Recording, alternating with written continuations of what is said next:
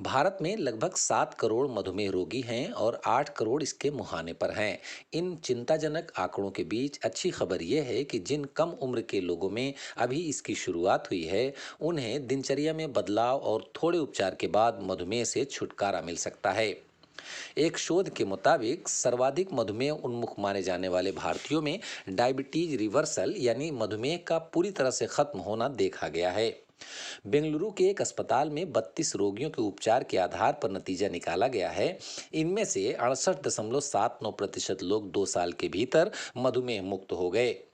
ये युवा थे और इनमें से 3 मरीज इंसुलिन ले रहे थे।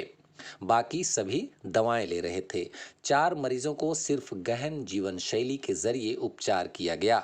25 रोगियों को ILT के साथ दवा मेटफॉर्मिन दी गई। शेष 3 इंसुलिन पर थे जिन्हें कोई संक्रमण भी था। एक वर्ष में 75% मरीजों का शुगर लेवल नियंत्रण के दायरे में आ गया, जबकि 2 साल के बाद 68.75% की शुगर नियंत्रित पाई गई। यानी एक वर्ष के बाद कुछ को फिर मधुमेह हो गया।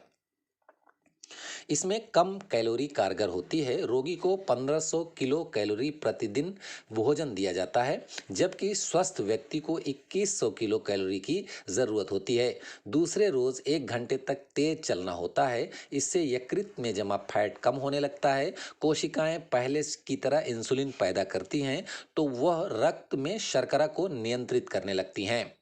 जिनमें मधुमेह की शुरुआत हुई है, उन सबके अग्नाशय में इंसुलिन पैदा करने वाली बीटा कोशिकाएं क्षतिग्रस्त नहीं होती हैं, बल्कि वसा की अधिकता के कारण उनका कार्य बाधित हो रहा होता है।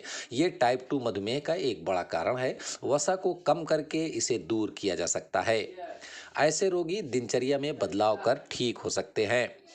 मधुमेह रोग विशेषज्ञों के मुताबिक 20% तक रोगियों में मधुमेह खत्म करना संभव है। दरअसल अत्यधिक वसा के सेवन से वो यकृत में जमा होने लगता है। इसके बाद ये क्रीम सा पदार्थ फ्री फैटी एसिड रक्त में छोड़ता है। ये मांसपेशियों, अग्नाशय तथा दिल की धमनियों में जमा होने लगता है। इससे इंसुलिन पैदा करने वाली कोशिकाओं का काम बाधित होने लगता है। अग्नाशय में इंसुलिन कम पैदा होने से रक्त में शुगर की मात्रा बढ़ने लगती है।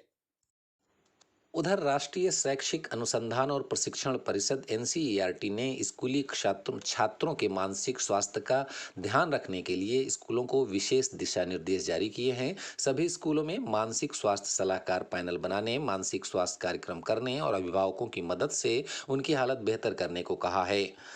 एक सर्वे के मुताबिक पता चला है कि 29% स्कूली छात्रों में एकाग्रता का अभाव है और 33% छात्र ज़्यादातर समय दबाव में रहते हैं।